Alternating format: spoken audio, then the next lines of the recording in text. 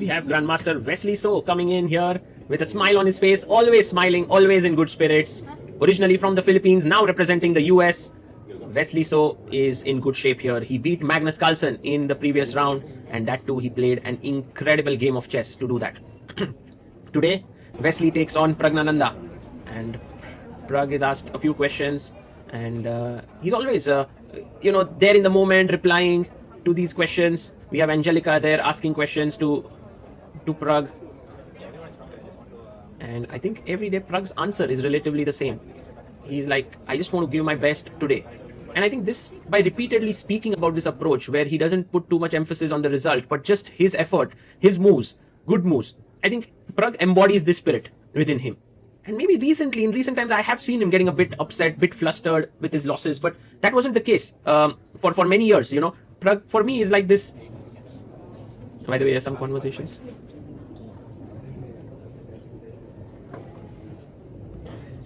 And Wesley just talking with Prag.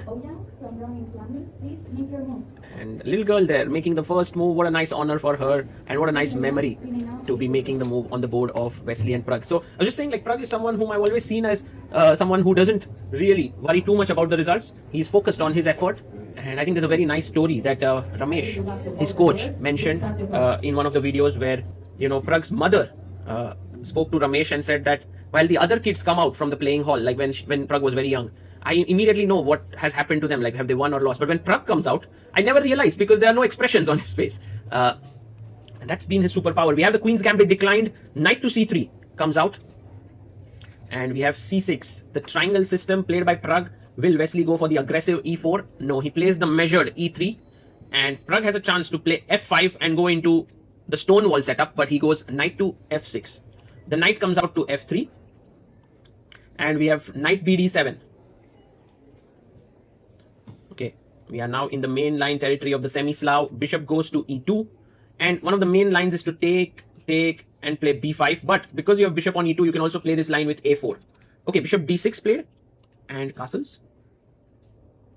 You can play B3, bishop B2 setup actually as white. So when Prag castles here, Wesley can go for B3 line. He can go for queen C2 setup.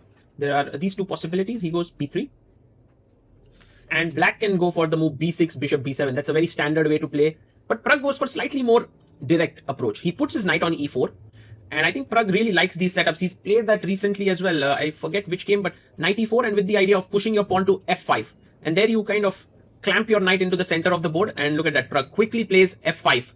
Now this knight here on E4 is a powerful piece. And by the way, Wesley, G3, this move for me is a surprise, because what's the point of G3 is my question. Maybe he wants to take on E4, move this, and first goes A4.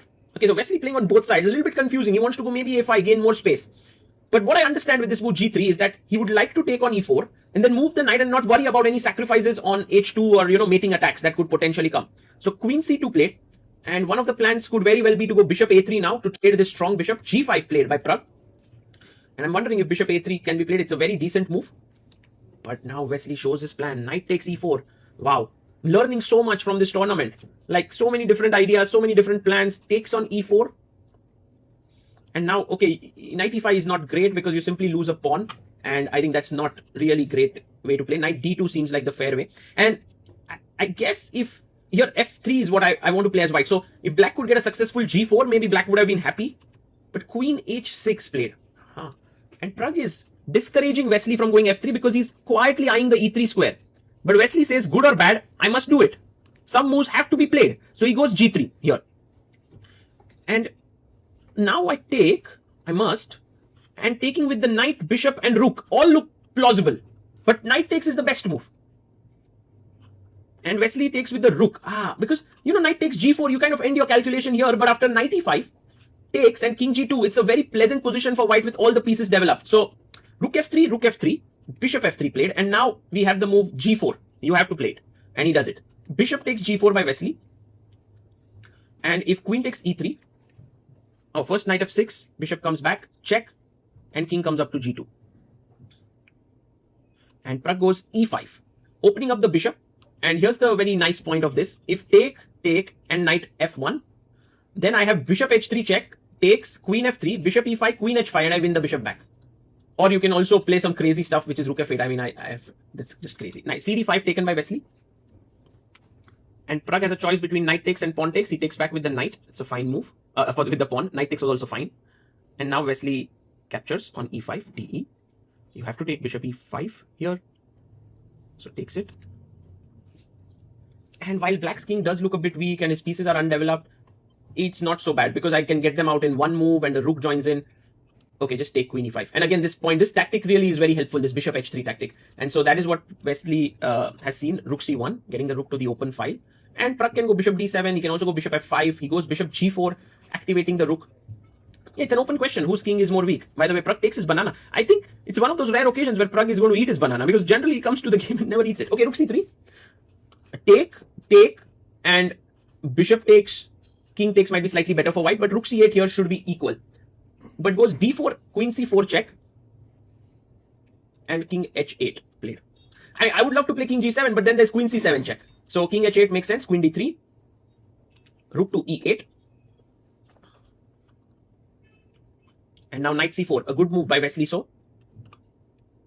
The knight is looking also at the a5 pawn and attacking the queen. The queen goes to h5, threatening all sorts of things here. So bishop takes bishop could be the logical move to consider. But then you take with the knight. Oh, but if you take with the knight, you lose this pawn with a check. So you have to take with the queen. That's the unfortunate part. So queen takes. And well, rook e2 check is an idea. h3 played. He's okay with rook e2 check because king f1. Now the rook is attacked and the queen is attacked. Wow. Sharp. These are the sharp little calculations which look so dangerous on the surface but are actually safe. Rook f1 played. Once again, if rook e2 check, I have king g1. And if queen takes h3, e2 is hanging. So there is no time. Queen d5 check now. And Wesley brings his queen in. I like how Pragg has managed his time. He has 23 minutes. Wesley has 18. So Pragg is doing pretty well on the clock. Queen takes queen can be taken, but he goes d3. And Pragg is, I don't know if he's playing it ambitiously or not. Because he's seen that if queen takes queen, knight takes and knight takes here, then knight e3 check and he wins the rook. So queen takes queen taken. Pragg comes back and takes back the queen, I believe. Yes, knight takes. And now you can't immediately do anything with the knight because of the check. So improve the position of the rook. Maybe rook d1. He plays it here. And yeah, what to do next? Knight b4 defends the pawn. But now you can take this pawn. So Wesley wins the pawn. This endgame, still black has a lot of play and a beautiful move by Pragg because he gets rid of this weak pawn AB and he's now going to go rook b8. Yeah, rook b8. And now if you play knight c6, I can take here, pawn takes, rook takes b3, and then eventually it will lead to 2 versus 1, which is a draw. So Wesley is getting a bit ambitious. He goes knight c4, rook takes b5 by Pragg. King f2. King g7. Maybe this was the moment to think about knight a6, rook d3, and knight c5 to get back the b3 pawn. And it would have been most likely a draw. But Pragg, little bit unsure there. Rook g5, rook g1. And now rook h5 is a necessary move to force h4. But he goes rook b5 and this increases white's edge with king d2 coming in. And I think Pragg is feeling the heat now. He just played very well until now. He got a good position. But somehow Wesley has managed to keep that pressure on. And that's what happens when you play a man in form. King d4. Oof. Wow. That is a good move.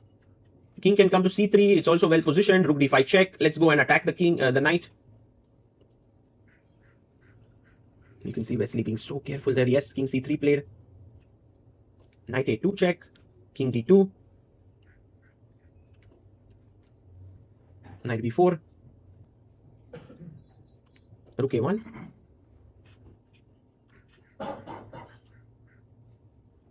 And knight to c6. He goes knight e3, attacking the rook here. Okay, rook b1 was also strong with the idea of b4, b5, but knight e3 attacks the rook. Now rook b5. But he defends it. Maybe rook b5 would have been a nice move. Nicer move. And the thing is, you have to go after this pawn here. It is a must, like d2. And then if you get here 1 versus 2 in any scenario, should be a draw. Like a knight endgame or a rook endgame. But now knight f5 check. King f7. If you go king f6, which is the most natural, there is rook a6. So king f7, knight comes back to e3, Wesley down to 1 minute 56 seconds, Pragg has 1 minute 28 seconds. I like how from a classical format this game turns into rapid. Players leave out their score sheets, stop writing moves, knight e5. And now knight to c4 is a great move. In fact, it's the winning move. Here Pragg had to play knight d4, which is a tough move. He attacks here, and if after a check, king e6, maybe b4, knight b3, king c3, knight d4. This is a very complex line to hold the draw. If takes, knight f5 and take here. But he went knight e5 and now Wesley goes rook f1, which is a decent move. Knight c4 was maybe stronger, but king e6 and now go for it. Yes, knight c4, good move. Pragg needs to go back, but he takes, and taking is just a blunder because now after rook f3, you're simply losing this pawn. There's nothing that can be done. Rook f3, good move. Rook d4. So hoping that if you take here, I take here, but rook f4 played. Excellent move. If you would have taken the rook, the king and pawn endgame was lost. So repetition here and rook f7. So if you take here, I take on h7. h6, maybe there was rook c4, but rook h7 is a lost endgame. So h6 played, and now Wesley goes rook f4 again. And he just essentially tells Pragg that I've found my win. I'm going to go rook h4 now. c5 even. c5 with the idea of rook. But rook g6. Rook g4 offering a trade. Can't go into pawn endgames. Rook c6. And now rook c4. Fantastic. h5 played, but you get your second pawn. And Wesley is totally winning. He attacks here. g4, pawn takes pawn. Pawn takes pawn. And Pragg, well, he knows the writing is on the wall here. Rook check. King is coming here, and now rook d4. Beautiful move. If king takes rook c4 check, I trade rooks and win. And so he resigns. Wesley So scores a very nice win, and you can see the disappointment on Praggnanandhaa's face. He knows that the draw was within grasp here. He played well, but somehow something that Wesley did in this game put so much pressure on Pragg. It was lovely, actually, the endgame technique that Wesley So showed here. With this, Wesley has now become the leader of the tournament, moving past Ali Reza Firouzja. Then you force me to play d4. Rook d4 is good. Is rook d5 still c5? King b5, and I just think. Yeah, his position is just he's too far. b5.